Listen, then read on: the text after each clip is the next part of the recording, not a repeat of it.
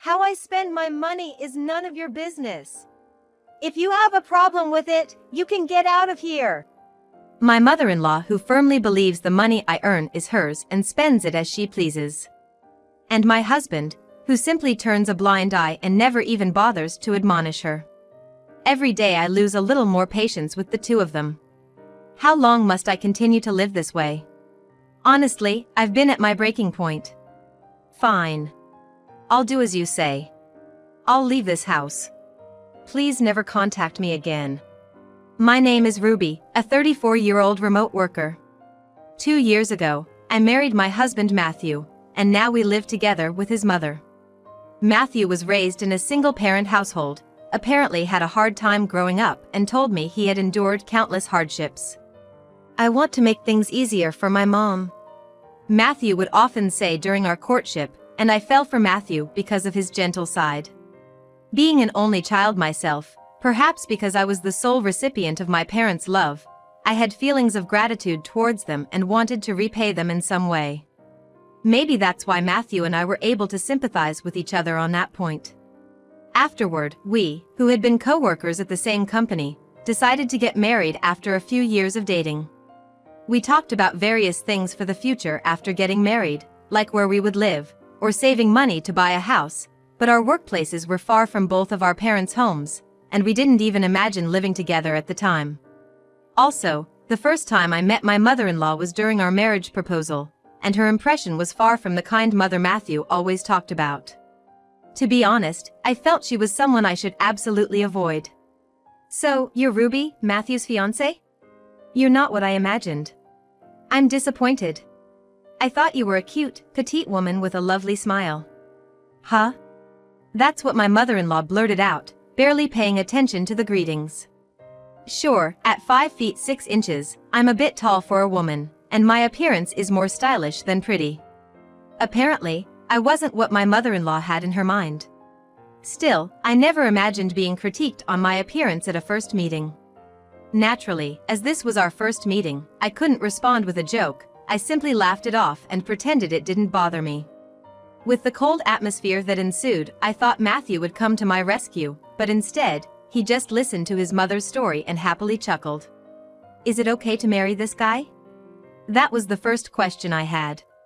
But from what I heard, my mother-in-law had never been sick and seemed to be in good health. Her hobbies included traveling and shopping, and she had a lot of good friends in the area she was accustomed to. Also, she seemed to be actively engaging with the neighbors, so even if I had married Matthew, I believed she wasn't the type to frequently impose on our home. On the way back from our first meeting with her, I casually spoke to Matthew. Your mom is really lively, isn't she? She's never been sick, she must be very conscientious. It looks like she has lots of friends around the neighborhood, so I guess we don't have to worry about living together. Well, yeah. For now, she seems fine and I think she's okay. I have been thinking that at some point, I'll have to take care of her, but that's a future concern. Taking his words to heart, I stopped talking about my mother-in-law any further. To be honest, it was probably more of a relief. Regardless of what kind of person my mother-in-law might be, as long as my relationship with Matthew is good, there's no problem. If the issue of living together comes up decades from now, I'll deal with it then. That's how I decided to think. Shortly after, we got married. We had talked about having a grand wedding, but due to our busy work schedules, we had to postpone it. If anything, Matthew was looking forward to the wedding more than I was. He was like, "It's a once-in-a-lifetime wedding, so I want to invite everyone, co-workers, friends, relatives, and have a big celebration, and I'm sure Mom would be thrilled, too." He was saying things like that. I wasn't as keen, so I was actually grateful that work was so busy. However, around this time, I felt a growing gap between Matthew and me, as if a distance was forming in our hearts. We had different roles at work and somehow I ended up in a higher position than him, which I guess he wasn't very happy about it. I heard a rumor that you got promoted to section manager, is that true? Why didn't you turn it down? You're going to quit when we have a baby, right? Quit work? I've never even thought about that. We agreed we would both continue to work after marriage, didn't we? I understood that it was pure jealousy towards me, but I stayed silent, thinking that saying anything more would just hurt Matthew's pride. It was the only way to keep the peace. Our relationship remained awkward after that, and then Matthew said something utterly incomprehensible. "I've thought about it, and I want you to stay home and take care of the household. So quit your job and make things easier for me to work." Somehow, I had a hunch he might say something like that, and it was spot on. According to a good colleague, Matthew was apparently upset about my promotion and had been complaining quite a bit at work. He had been saying that I don't do any housework, that I laze around at home, that he does all the cleaning and laundry, even prepares all the meals.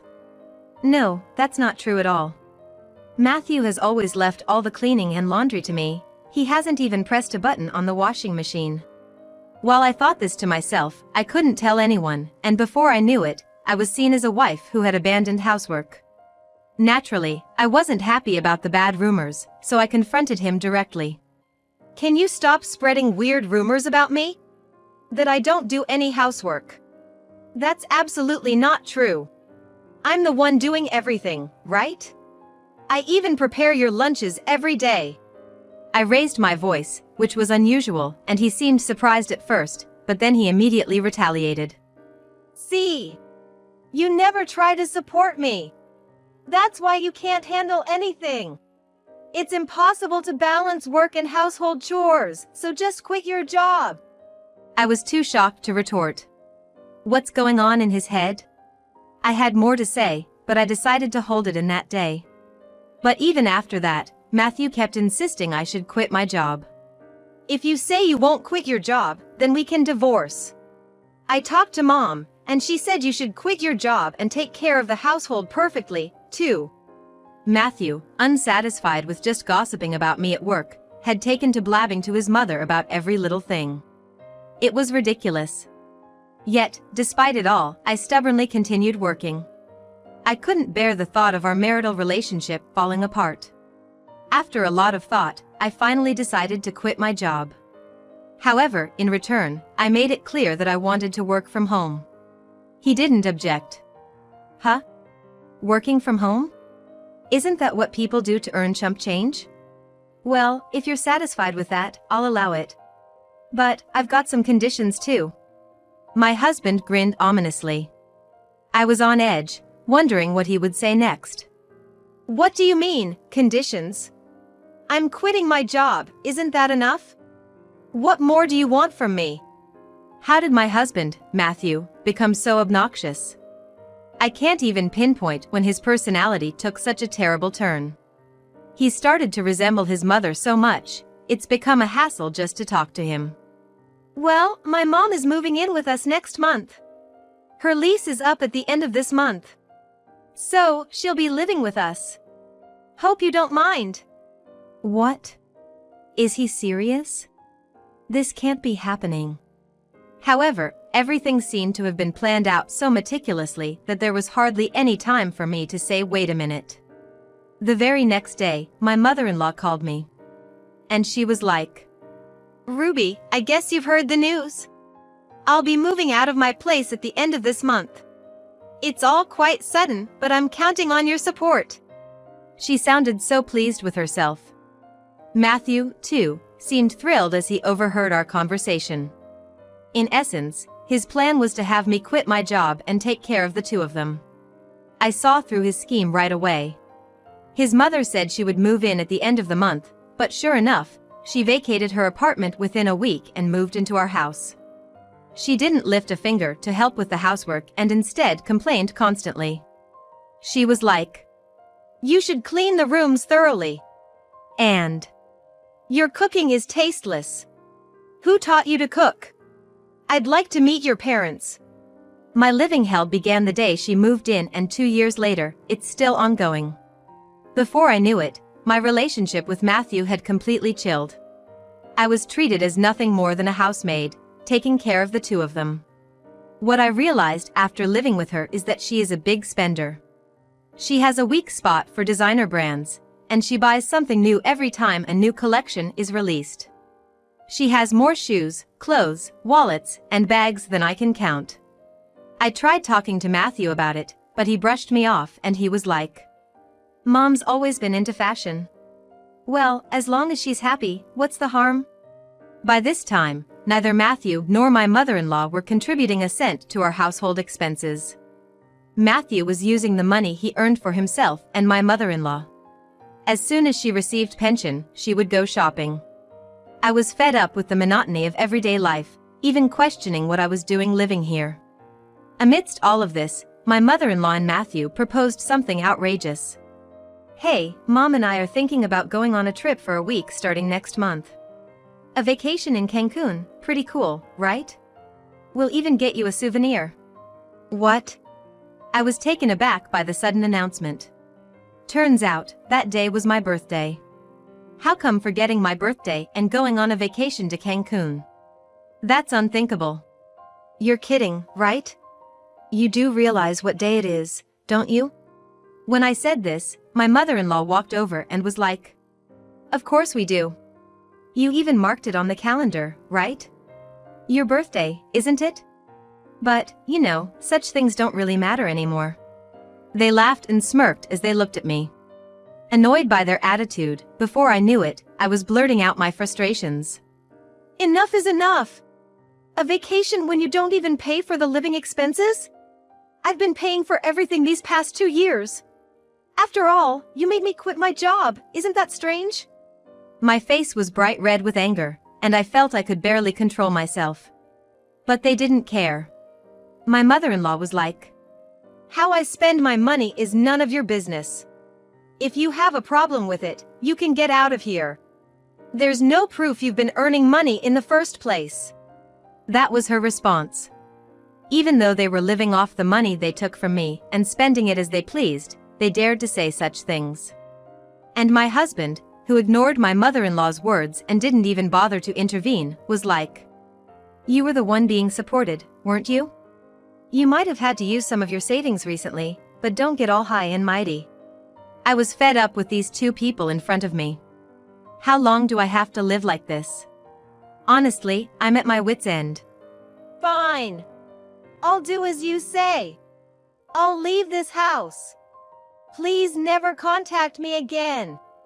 Matthew, this is the end for us. We're getting divorced, a divorce. Perhaps they were waiting for me to leave all along. They were grinning as if they had succeeded in their plan. Then, to my astonishment, my mother-in-law was like, "Perfect. Actually, we called a locksmith today. We were thinking about changing the locks after getting rid of the nuisance." That's what she said. I don't know what kind of plan they had, but it seems they conspired to kick me out of this house today. Mom, that's incredible. I didn't expect Ruby to decide to leave at this moment. You know, she's unexpectedly tenacious. I thought we'd have a tougher time, but it's all good, isn't it?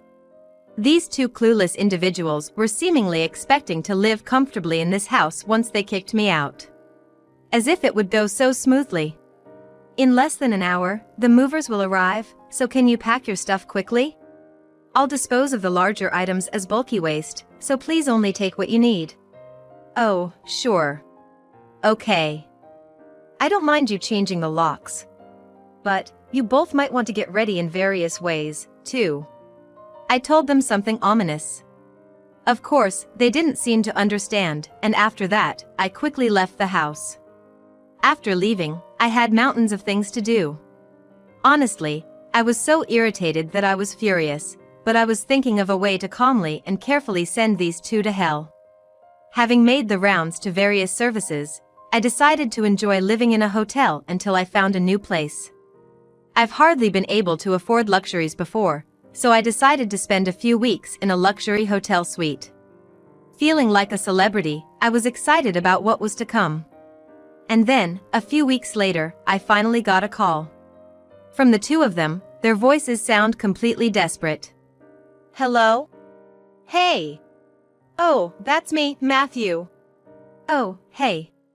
What's up? Have you by any chance received a bunch of something?" They sounded completely flustered, their voices shaking. And it seemed like my mother-in-law was right there with him. I could hear a voice in the background. "So? What do you want?" Well, what do I want, you ask? You should know, right? We got a call from the lawyer about a divorce, and also an eviction notice within a week. This is too much, no matter what. I never even said I wanted a divorce. This is just too selfish. Let's make up each other. Matthew, about to cry, was asking for reconciliation, even at this point. From my perspective, I was like, what's gotten into this guy? After all, they forcibly took over the house I had been living in, changed the locks, and drove me out, and I was the one who owned the house. And my mother-in-law was pretty flustered, too, and she took over the phone to try to persuade me. Listen, Ruby, the divorce thing is a lie, right? Matthew and I, we didn't mean what we said like that. You understand, right? We just said it as a joke, but you're taking it seriously. Matthew's as Matthew does, but my mother-in-law is apparently quite an oddball, too. Well, I guess it's like the saying, the apple doesn't fall far from the tree, you know? Well, considering I was the one who got kicked out, there's no way I can make up with you. And all this time, you've been using my money, so don't mess around. Huh, but isn't that money what Matthew earned? Whatever I use the money my son earned on, that's none of your business, right? Even after explaining it before, she still seems to be completely clueless. She must have been under the impression that the money I earned belonged to Matthew. I couldn't help but let out a deep sigh when Matthew asked me as if something just occurred to him. Hey, just how much are you earning? It's strange that you own that detached house, and you've been living the same lifestyle even after quitting your job. I've never given you a cent, you know? It seems he finally realized it. And then, this guy just said it out loud. That he's not paid a single cent. Well, since we're going to be strangers anyway, I might as well tell him the truth. It'd be good for him to realize that the one that got away was a big catch. My earnings? I didn't really want to tell you, but I'll let you know. I make about $20,000 a month on average. I even paid off the mortgage on the house over the past 2 years. Actually, I've been the one supporting you and your mother all this while. What? $20,000? You're lying. There's no doubt that both Matthew and my mother-in-law must be regretting this. After all, you can't live a luxurious life on Matthew's salary alone. You see now? We used to work at the same place, so I knew roughly how much you earned. A net income of $2,000 was really tough, right? I was amazed that you even suggested to quit my job and became a housewife. Quite the character, huh? No, it's not like that. I'd been working hard, believing that I could become a department head like you someday. So, you know. It seems Matthew is under the impression that he's a capable man. He's never managed to get a position higher than a regular employee, despite being older than me, and it's clear from the company's evaluation of him. It seems like a waste of time even to bother with him. Well, I have no intention of making up with you. After all, your mother, who's notorious for her reckless spending, would inevitably come with you. I don't want to lose any more things. Just move out of the house as soon as possible. Please, Ruby. Listen to me, please. I apologize for all the horrible things I've said up to now. So, please. Despite them insisting, I have no intention of forgiving them. They really are persistent. Even my mother-in-law was like, Ruby, you can ignore me, but could you please make up with Matthew? I'll leave right now. Please, I'm begging you. This is a once-in-a-lifetime request. Look, I apologize for everything. It seems my mother-in-law was apparently crying. Of course I won't change my mind whatever they say. So, I told you it's impossible. Anyway, I'm busy, so I'll talk to you later. Irritated, I hung up the phone.